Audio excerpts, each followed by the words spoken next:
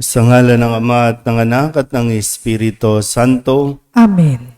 ang pagpapala ng ating Panginoong Hesukristo, ang pag-ibig ng Diyos Ama, at ang pakikipagkaisa ng Espiritu Santo, naway sumainyong lahat. At sumaiyo rin. Mga kapatid, tinipon tayo bilang mga kaanib na angkan ng Diyos, kaya dumulog tayo sa maawaing Panginoong napapatawad ng lubos. Sinugong tagapagpagaling sa mga nagsisisi, Panginoon, kaawaan mo kami. Panginoon, kaawaan mo kami. Dumating na tagapaganyayang mga makasalanay magsisi, Kristo, kaawaan mo kami. Kristo, kaawaan mo kami. Nakaluklok ka sa kanan ng Diyos Ama para ipamagitan kami. Panginoon, kaawaan mo kami. Panginoon, kaawaan mo kami. Kaawaan tayo ng makapangyarihang Diyos, patawarin tayo sa ating mga kasalanan at patnubayan tayo sa buhay na walang hanggan. Amen. Manalangin tayo. Ama naming makapangyarihan, pakundangan sa pagpapakumbaba ng anak mong masunurin, ibinangon mo sa pagkadapa ang sangkatauhang masuwayin. Ipagkaloob mo sa amin ang banal na kagalakan upang kaming sinagip mo sa kaalipinan ay magkamit ng iyong ligayang walang katapusan sa pamamagitan ni Jesucristo, sama ng Espiritu Santo, magpasawalang hanggan. Amen. Magsiupo po lahat.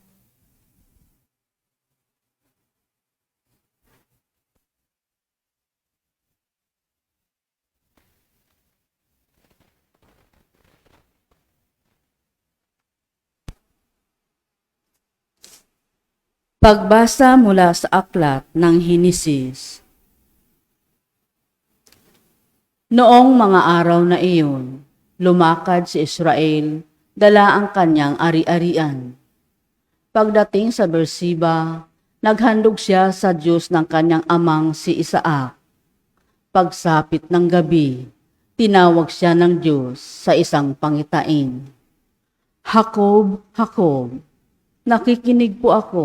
Tugon niya, ako ang Diyos ng iyong ama, wika sa kanya. Huwag kang matakot na pumunta sa Ehipto. Doon ang lahi mo'y magiging isang malaking bansa. Sasamahan ko kayo roon at ibabalik na muli rito.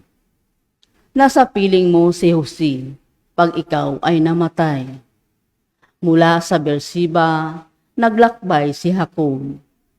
Siya at ang kanyang mga apo at mga manugang ay isinakay ng kanyang mga anak sa mga karitong ipinadala ng paraon. Dinala rin nila sa Ehipto ang mga hayop at ari-arian nila sa Kanaan. Kasama nga niya ang kanyang mga anak, mga manugang at mga apo. At si Juda ay sinugo ni Israel kay Jose upang siya'y salubungin. Dali-daling ipinahanda ni Jose ang sasakyan niya at sinalubong ang kanyang ama sa Gosen. Nang sila'y magkita, agad niyang niyakap ang kanyang ama at napaiyak siya sa tuwa. Sinabi naman ni Israel, ngayon handa na akong mamatay pagkat nakita na kitang buhay. Ang salita ng Diyos. Salamat sa Diyos. Saan man tugunan ang ating pong itutugon? Nasa Diyos ang kaligtasan ng mga matuwid at banal. Ulitin po natin. Nasa Diyos ang kaligtasan ng mga matuwid at banal. Umaasa ka sa Diyos ang mabuti gawin at mananahan kang ligtas sa lupain. Sa Diyos mo hanapin ang kaligayahan at ang pangarap mo'y iyong makakamtan. Tugon. Nasa Diyos ang kaligtasan ng mga matuwid at banal. Iingatan ng Diyos yaong masunurin. Ang lupang minanay di na babawiin. Kahit na sumapit ang paghihikahos, di mararanasan nila ang magdaho. Tugon. Nasa Diyos ang kaligtasan na mga matuwid at banal. Ang mabuti gawin, masamay itakwin, at mananahan kang lagi sa lupain.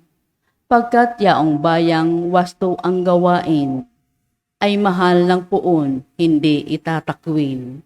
Sila'y iingatan magpakailanman, ngunit ang masama ay ihihiwalay, tugon. Nasa Diyos ang kaligtasan ng mga matuwid at banal. Ililigtas ng Diyos ang mga matuwid, iingatan sila pag naliligalig. Ililigtas sila at kanyang tutulungan, laban sa masama ipagsasanggalang, sapagkat sa puon nangungubling tunay, tugon. Nasa Diyos ang kaligtasan ng mga matuwid at banal. Magsitayo po ang lahat.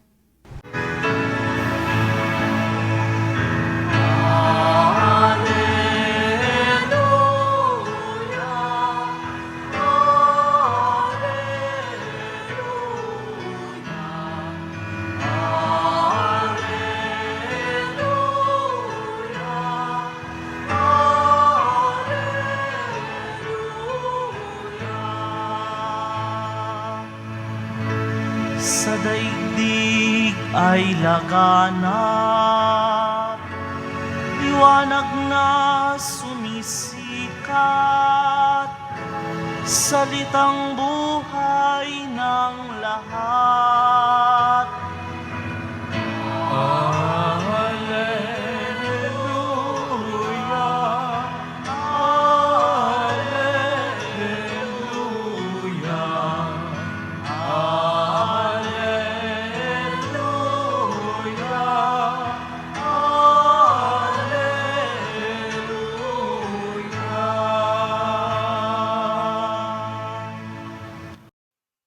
Sumainyo ang Panginoon. At sumaiyo rin. Ang mabuting balita ng Panginoon ayon kay San Mateo. Papuri sa iyo, Panginoon. Noong panahong iyon, sinabi ni Jesus sa kanyang mga apostol, "Ngayon, sinusugo ko kayo na parang mga tupa sa gitna ng mga asong gubat.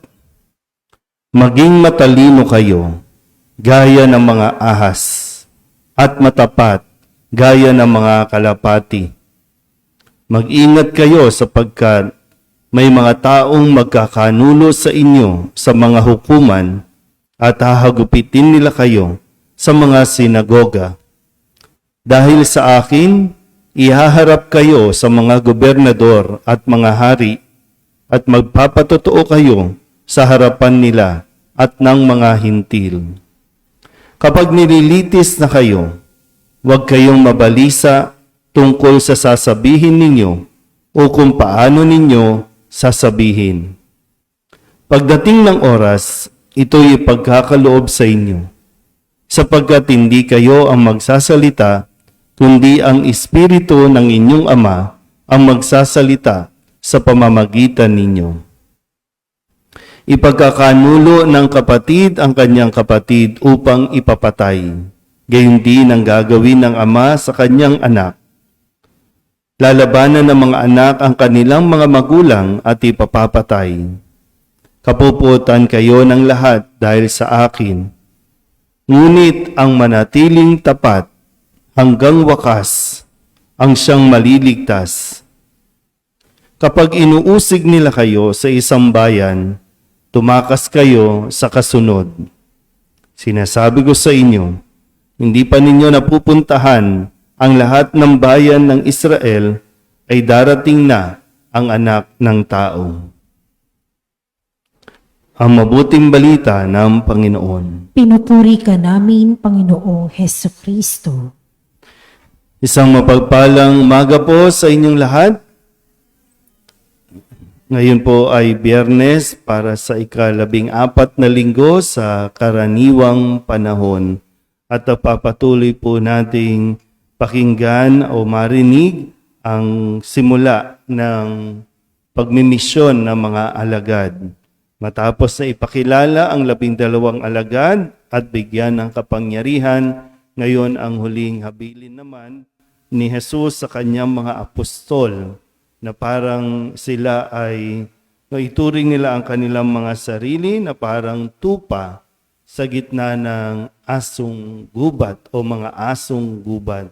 So, ibig sabihin, hindi magiging madali talaga itong gagawin nila. So lahat ay nilalatag na ni Jesus. Walang pagtatago ng kwento, walang no sugar coating na tinatawag.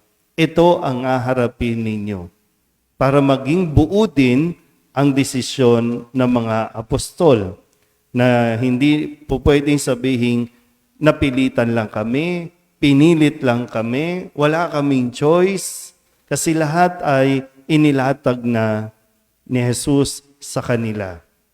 Nasa sa kanila pa rin kung matatakot ba sila at kung aayaw ba, aatras na ba, maiintindihan naman ni Jesus. Pero lahat ng ito ay sinabi nga ni Jesus na mararanasan nila, matindi. No? Kahit nga sa relasyon, no? Magkakaroon ng pagtatakwil, pagsasampa ng kaso, pagpapatay o patayan dahil sa misyon, dahil kay Kristo. Malinaw po ba yun? No? So kung nag-aaway-away, napapatayan kayo dahil sa lupa, dahil sa pera, dahil sa kayamanan, dahil sa relasyon, hindi pa yan ang sinasabi ni Jesus na mararanasan natin. Pero tandaan din, no? Kung katulad sa mga apostol, hindi po pwedeng, sugod lang ng sugod. Kailangan yung right attitude din. Kasi kailangan mo din protektahan ang iyong sarili. Kung talagang gusto mong sumunod na magpahayag ng mabuting balita, dalawang katangian ang sinabi ni Jesus na dapat taglayin natin. Ang sabi niya, maging matalino kayo. So hindi pwedeng aanga-anga tayo na nasa simbahan tayo tapos wala tayong alam. Yung latest nga natin, no? Na parang binaboy na yung kanta nating Ama Namin, pero wala lang tayo. Maraming Katoliko, natuwa pa, nag-video pa. Kaya sabi ni Jesus, maging matalino kayo. Kasi para ma-identify mo ano ang nangyayari. Sino ang totoo? Sino ang dapat nakausapin? Ano ang dapat mong sabihin? Maging matalino. Sabi, gaya ng ahas. Hindi maging ahas, kundi katulad ng kung paano mag-isip ang ahas, maging matalino.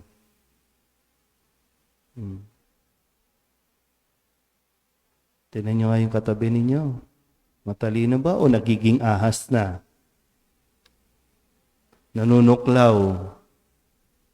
Mismong sa ating sariling komunidad, sariling simbahan, mismong tumutuklaw. Isinusugo tayo, no?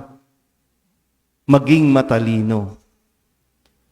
Minsan yung bang pinipili mo din kung sino ang dapat mong kausapin, piliin mo rin sino ang dapat mong sagutin, sino ang dapat mong parang kalabanin. Maging matalino. Hindi lahat ng away pinapatulan. Hindi lahat ng taong gustong manakit sa iyo, sasaktan mo. O kaya lalabanan mo. Mas maging matalino ka doon. Kung sinisiraan ka, huwag mo siraan, mas maging matalino ka doon. Kasi lahat naman lahat gagawin ng demonyo para mawala ka sa focus. Ngayon, kung di ka magiging matalino, wala talaga. Magigising ka na lang isang araw, lumayo ka na o napalayo ka na sa Diyos. Pangalawa, ang sabi dito, maging matapat kayo. Gaya ng kalapati. Paano ba kalapati? Di ba pag pinalipad mo, babalik at babalik yan. Kasi yun yung katapatan niya doon sa may-ari. sa nag-aalaga sa Kanya, sa nagpalipad sa Kanya. Babalik yan. Dalawang katangian na dapat mayroon tayo. Nang sa ganon, kung sakaling iharap tayo sa hukuman, may manira sa atin, hagupitin man tayo, mananatili tayong tapat hanggang wakas. Paano? Lalo tigit, kayo po na mga nagsisimba. Yung iba sa inyo, araw-araw nagsisimba.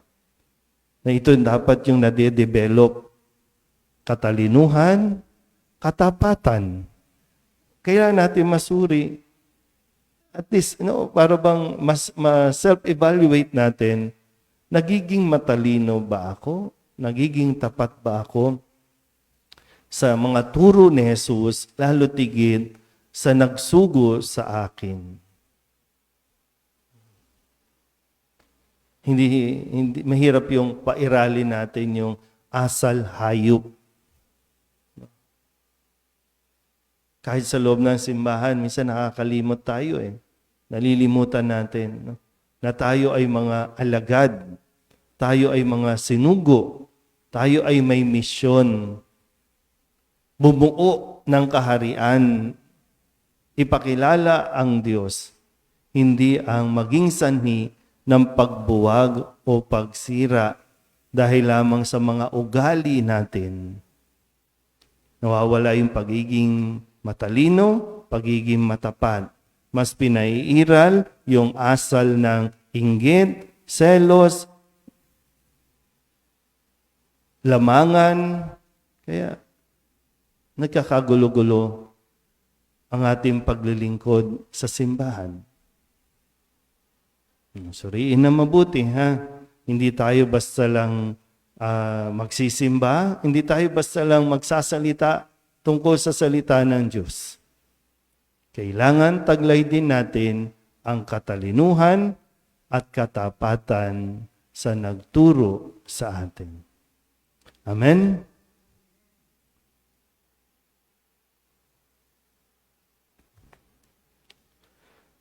May tiwala sa paggabay at proteksyon ng Diyos sa lina at lumapit tayo sa Kanya na siyang laging handa sa pagkalingang hindi magmamaliw. Ang ating itutugon, Ama, ipadala mo sa amin ang iyong Espiritu. Ama, ipadala mo sa amin ang iyong Espiritu.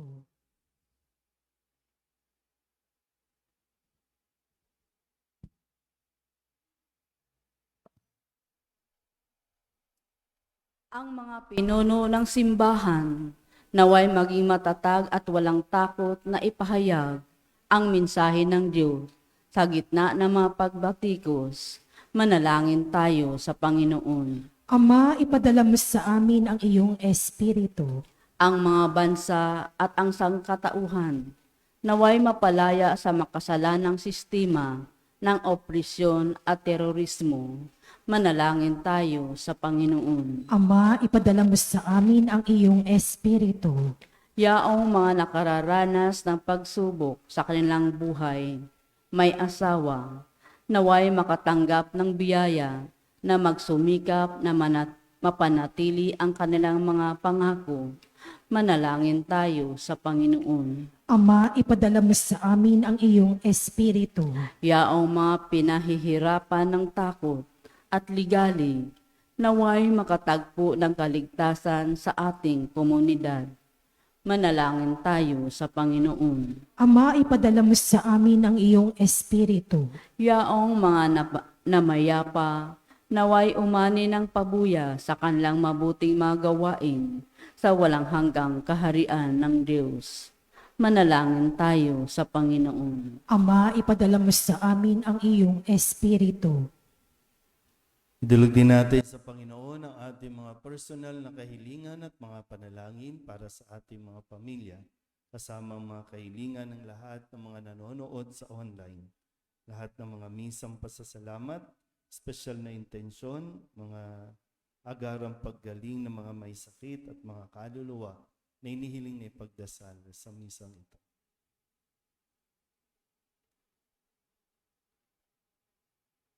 Ang lahat ng ito hiniling namin sa ngalan ni Kristong aming Panginoon.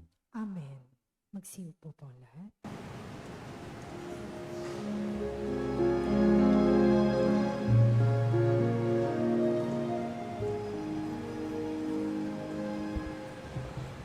Alay namin aming buhay, bawat galak at lumbay, bawat pangarap naming taglay sa palad mo nilalagay.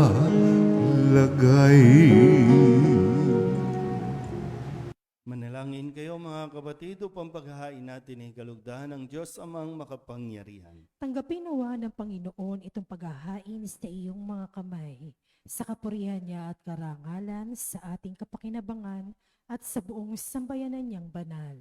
Ama naming lumikha, ang paghahain namin sa iyong ngalan ay siya nawang sa amay dumalisay upang ito ay maging pagganap araw-araw ng aming paglipat sa buhay sa kalangitan sa pamamagitan ni Jesucristo kasama ng Espiritu Santo magpasawalang hanggan. Amen. Sumainyo ang Panginoon. At sumaiyo rin, Itaas sa Diyos ang inyong puso at diwa. itinaas na namin sa Panginoon. Pasalamatan natin ang Panginoong ating Diyos. Marapat na siya ay pasalamatan. Ama naming makapangyarihan, tuning ang marapat na ikaw ay aming pasalamatan. Iginalugod mong likain ang sanlibutan na iyong pinagbabago at idinarangal sa pamamagitan ng iyong anak na kinalulugdan, kaya't utang na loob ng iyong mga itinatangi at ng mga banal na kapiling mong lagi ang iyong paggiliw at pagkakandili.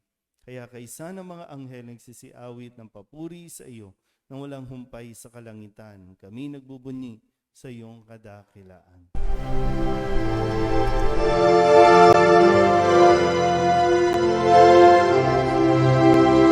Santo, Santo, Santo, Panginoong Diyos makapangyarihan, napupuno ang langit at lupa ng kalwalhatian mo. Hosana sa kaitaasan, pinagpalang na paririto sa ngalan ng Panginoon.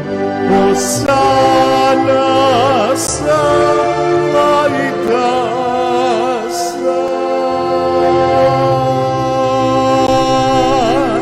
Ama naming banal, ikaw ang bukal ng tanang kabanalan. Kaya't sa pamamagitan ng iyong Espiritu, gawin mong banal ang kaloob na ito upang para sa aming maging katawan at dugo ng aming Panginoong Heso Kristo. Bago niya pinagtisang kusang loob na maging handog, hinawakan niya ang tinapay, inasalamatan kaniya, pinaghati-hati niya iyon, iniabot sa kanyang mga alagad at sinabi,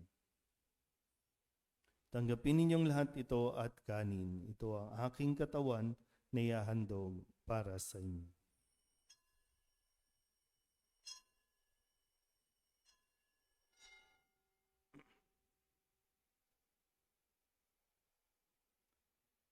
Gayun din naman nang matapos ang hapunan, hinawakan niya ang kalis, muli kaniyang pinasalamatan. Iniabot niya ang kalis sa kanyang mga alagad at sinabi, "Tanggapin ninyong lahat ito at inumin. Ito ang kalis ng aking dugo, ng bago at walang hanggang tipan. Ang aking dugo na ibubuhos para sa inyo at para sa lahat sa pagpapatawad ng mga kasalanan. Gawin ninyo ito sa pag-alaala sa akin."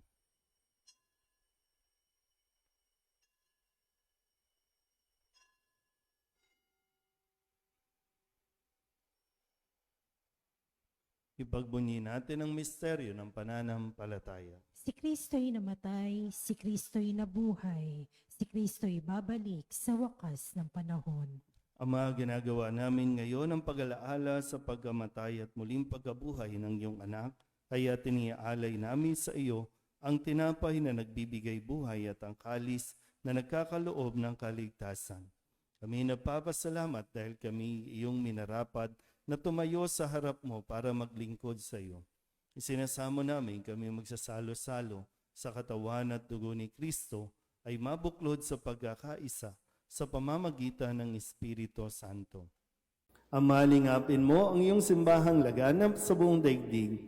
Huspusin mo kami sa pag-ibig kaysa ni Leon na aming Papa at ni Jose na aming Obispo at ng Tanang Kaparian. Alalahanin mo rin ang mga kapatid naming nahimlay na may pag-asang sila'y muling mabubuhay, gayon din ang lahat ng mga pumanaw. Kawaan mo sila at patuloyin sa iyong kaliwanagan. Kawaan mo at pagindapating kaming lahat na makasalo sa iyong buhay na walang wakas. Kaysa ng mahal na Birheng Maria na ina ng Diyos, ng kabiyak ng puso niyang sa San Jose, kaysa ng mga apostol at ng lahat ng mga banal na namuhay dito sa daigdig ng kalugod-lugod sa iyo, may pagdiwang nawa namin ang pagpupuri sa ikararangal mo sa pamamagitan ng iyong anak na aming Panginoong Heso Kristo. Sa pamamagitan ni Kristo, kasama niya at sa Kanya, ang lahat ng parangal at papuri ay sa iyo, Diyos amang makapangyarihan, kasama ng Espiritu Santo, magpasawalang hanggan. Amen. Amen.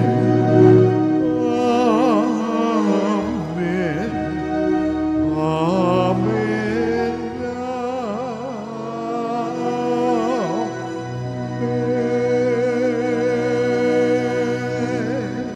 Sa tagubili ng mga nakagagaling na utos at turo ni Jesus sa Panginoon natin at Diyos, ipahayag natin ng lakas loob.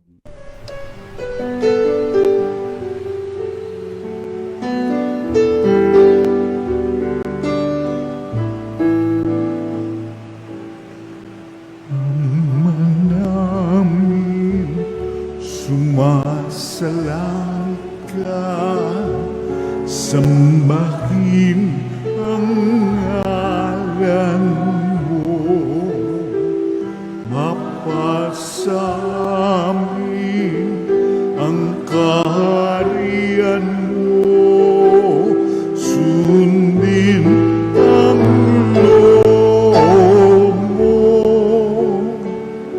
dito sa lupa para ng sa langit. Bigyan mo po kami ngayon ng aming kakanin sa araw-araw at patawarin mo kami sa aming mga sala para ng pagpapatawan namin sa nagkakasala sa amin. At huwag mo kaming ipagdulot sa tukso, at yadya mo kami sa lahat ng masama. Namin kami iadya sa lahat ng masama, pagkalooban ng kapayapaan araw-araw, iligtas sa kasalanan at ilayo sa lahat ng kapahamakan, samantalang aming pinananabikan ang dakilang araw ng pagpapahayag ng tagapagligtas naming si Heso Kristo. Sapagkat iyo ang kaharian at ang kapangyarihan at ang kapurihan magpakailanman. Amen. Panginoong Heso Kristo, sinabi mo sa iyong mga apostol, kapayapaan ang iniiwan ko sa inyo, ang aking kapayapaan ang binibigay ko sa inyo. Tunghayan mo ang aming pananampalataya at huwag ang aming mga pagkakasala. pagkalooban mo kami ng kapayapaan at pagkakaisa ayon sa iyong kalooban, kasama ng Espiritu Santo, magpasawalang hanggan. Amen. Ang kapayapaan ng Panginoon ay laging sumainyo. At sumaiyo rin. Magbigayan po tayo ng kapayapaan sa isa't isa.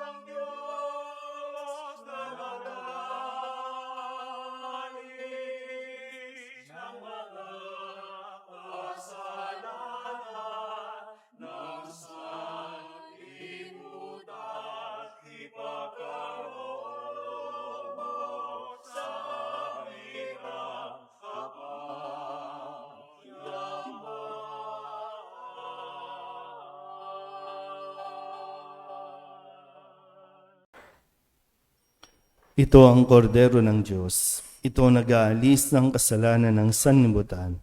Mapalad ang mga inaanyayahan sa kanyang piging. Panginoon, hindi ako karapat-dapat na magpatuloy sa iyo, ngunit sa isang salita mo lamang ay gagaling na ako. Katawan ni Kristo, Amen.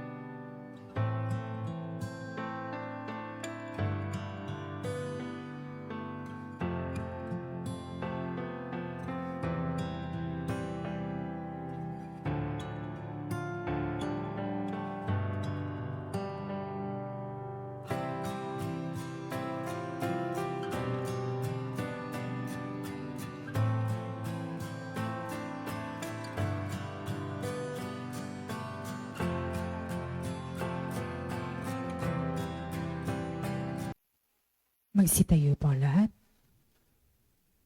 manalangin tayo. Ama naming mapagmahal, kaming iyong pinapakinabang, ay loobin mong laging lumingon sa pinanggalingan ng tinanggap namin ngayon para pagsaluhan sa pamamagitan ni Jesucristo kasama ng Espiritu Santo magpasawalang hanggan. Amen. Sumainyo ang Panginoon At sumaiyo rin. at pagpalain kayo ng makapangyarihang Diyos, Ama at Anak at Espiritu Santo. Amen. Tapos sa banal na misa, humayo tayo sa kapayapaan ni Kristo. Salamat sa Diyos. Magandang umaga po. Good morning po, Father. Nuestro Padre Jesus Nazareno, sinasamba ka namin, pinipintungo ka namin, aral mo ang aming buhay at kaligtasan. Nuestro Padre Jesus Nazareno, iligtas mo kami sa kasalanan. Ang krus mong kinamatayan ay sagisag ng aming kaligtasan. Nuestro Padre Jesus Nazareno, dinarangal ka na amin. Nuestro Padre Jesus Nazareno, nilulwalhati ka namin. Nuestro Padre Jesus Nazareno, dinarangal ka na amin. Nuestro Padre Jesus Nazareno, nilulwalhati ka namin.